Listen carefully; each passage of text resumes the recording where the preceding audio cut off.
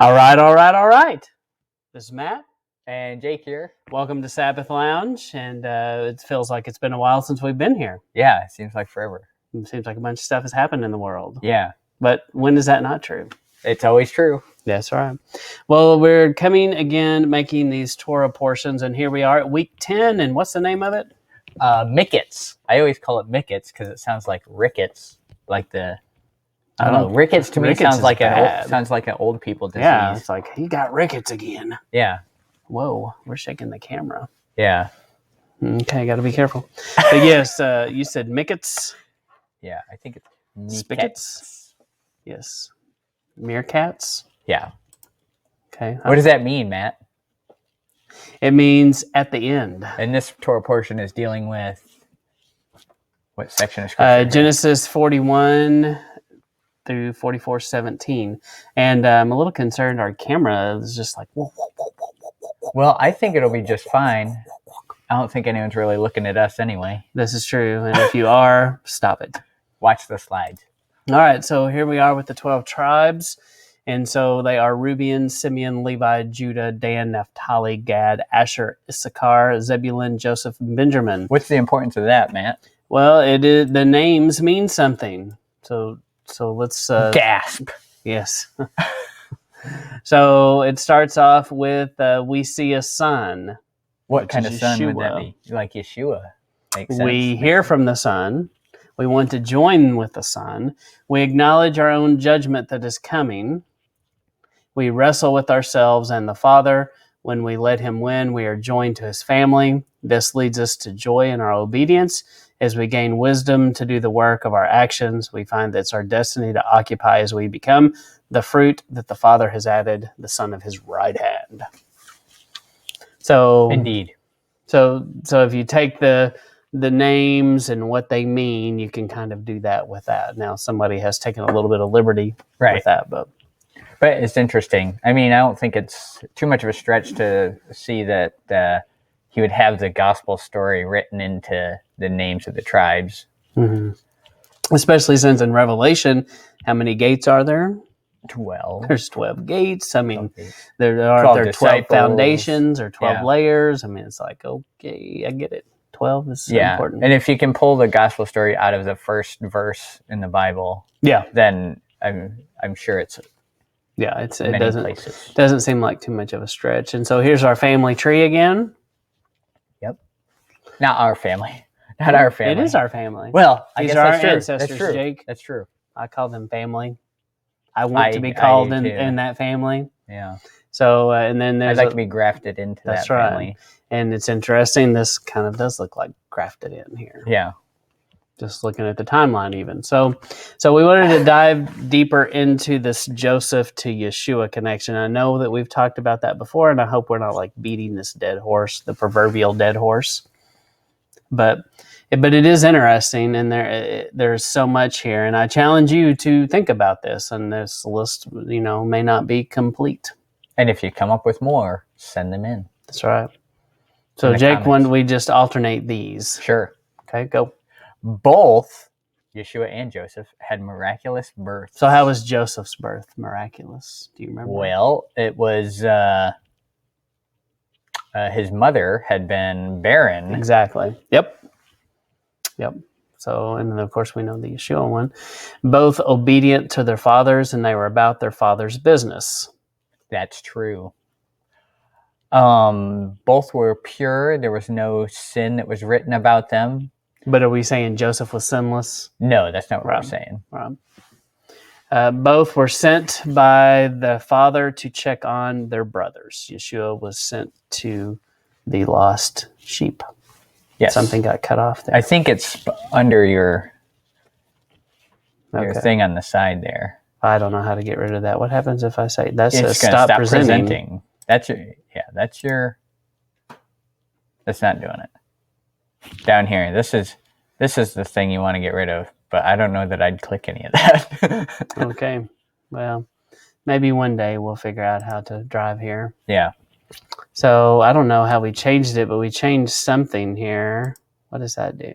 Focus mode. Ooh, there you go. Hide tools. Hey, that's probably the one. That seems a little better. Right. No, Okay. if you stop moving the mouse around, that All right, thing will go. go away. Okay, Joseph and Yeshua go to Egypt. Joseph was the same as Pharaoh. He spoke for the Father. He represented the Father. Both were not recognized until the time was right. Oops. Both were rejected by their brothers / children.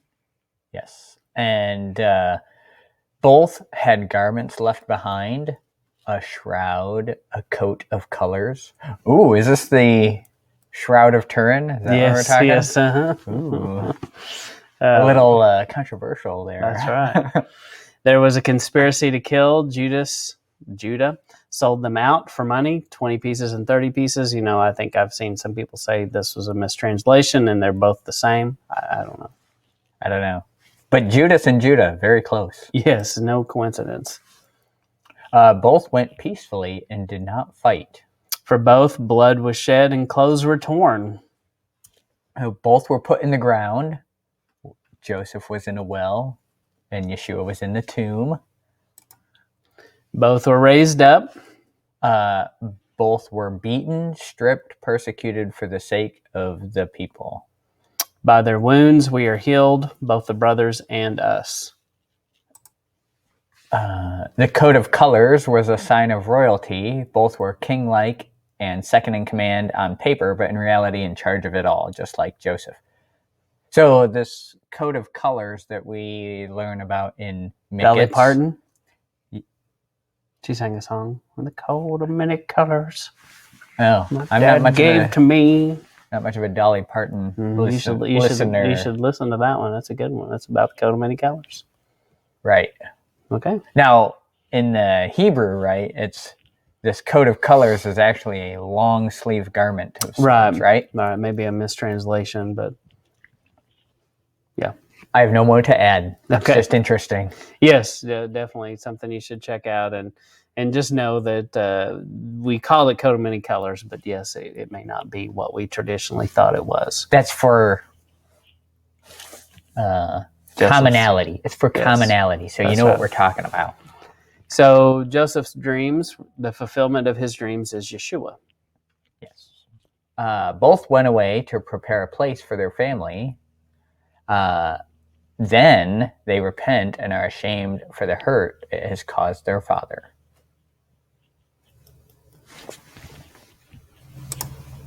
Brothers and the children reject them both, and they both were servant leaders.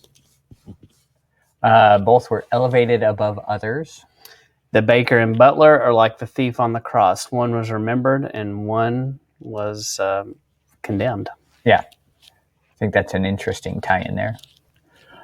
Joseph prepared the bread of life, and Yeshua was the bread of life. Both were tempted to sin. Both rejected the sin.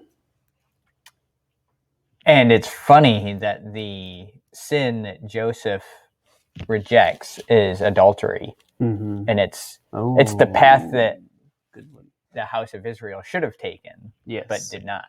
Yes. Both were innocent, but had to suffer because of it. Both saved their families by something that seemed like a terrible punishment. Does famine sound like a punishment? Doesn't sound good.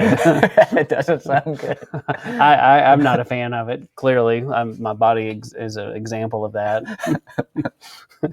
I don't like famine. Me either.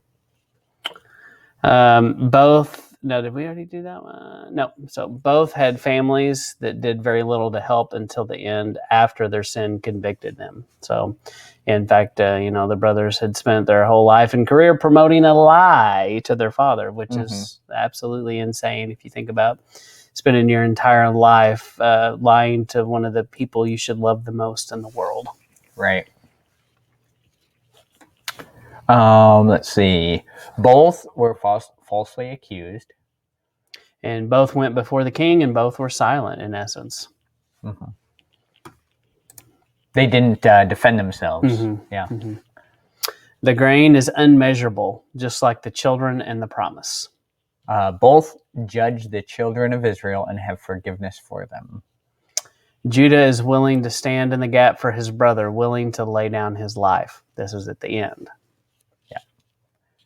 There's the meal and the feet. the great feet that was washed. Wait, featuring their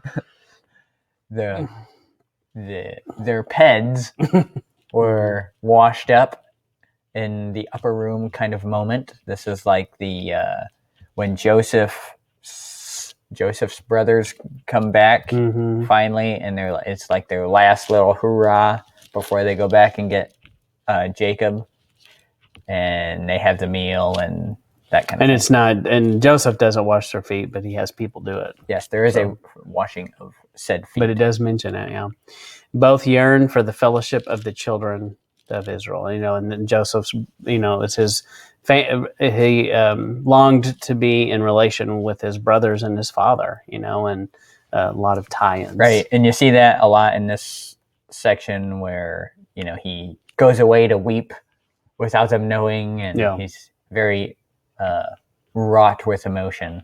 Yeah, it's easy to go, he's kind of a crybaby, but I mean, it is emotional. It is easy to look at that story and be like, wah, wah, wah, but that's not fair. No. Because it is, because when we're looking at it, we're so far removed, and we're not, as closely tied to these brothers as Joseph was, and it was a very powerful moment.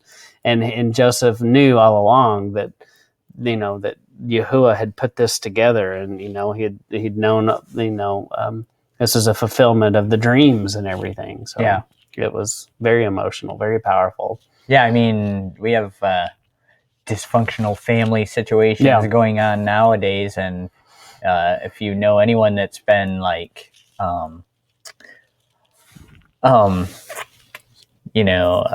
what's the right word? Where you've been estranged. That's perfect. That's exactly the word I was thinking of.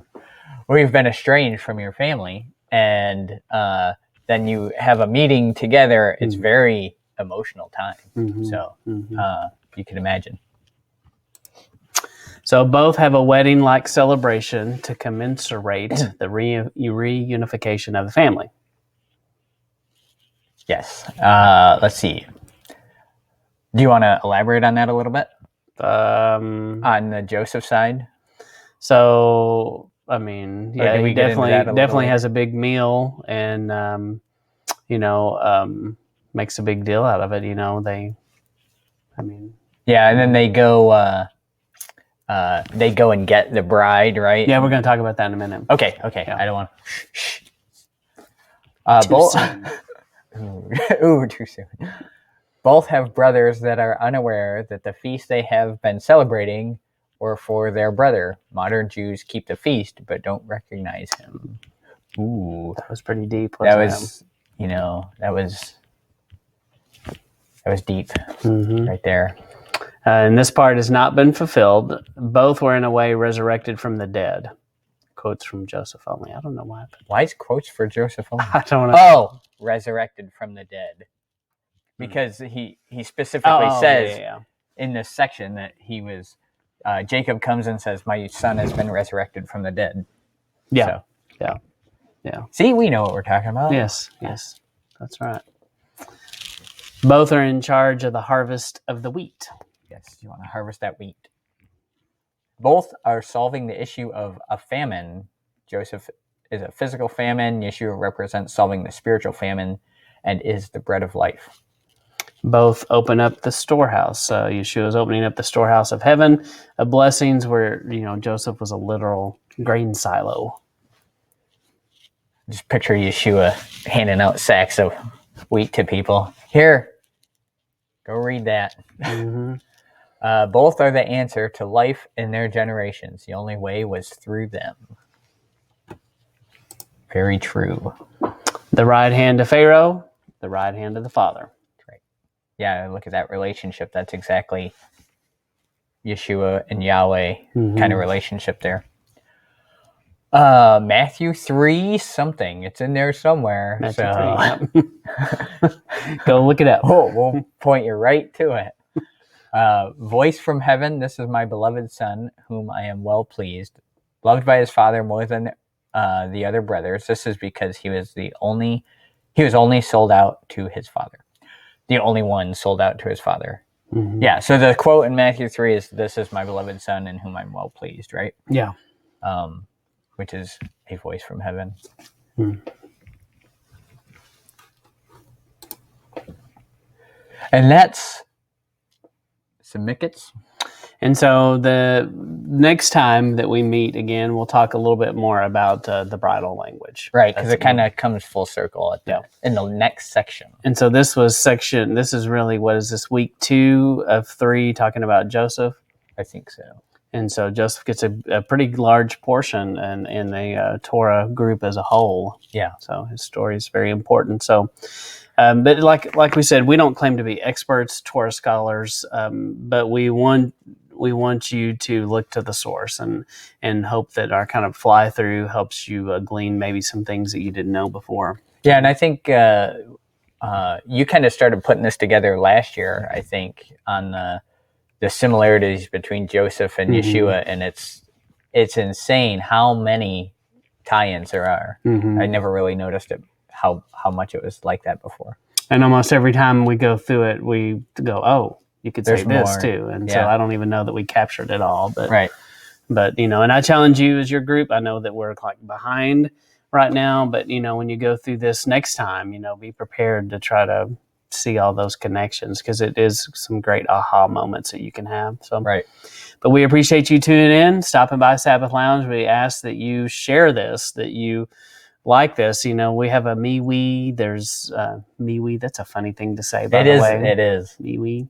Almost sounds wrong, but yeah. But if we're in a lot of different platforms, if you Google Sabbath Lounge, you're going to find all these different platforms. And we're in this weird time of deplatforming and all these crazy things that are happening. But I'm not worried about it. As I heard Greg Widener talk about, he just released a video. I don't know if you watched it, but he talked about how he was all worried about it, and Yeshua convicted him, that reminded him that Yeshua has created the greatest wireless network ever made. Yeah. And that, through the connection of the Ruach HaKodesh, it doesn't matter. It doesn't matter what the tech giants do.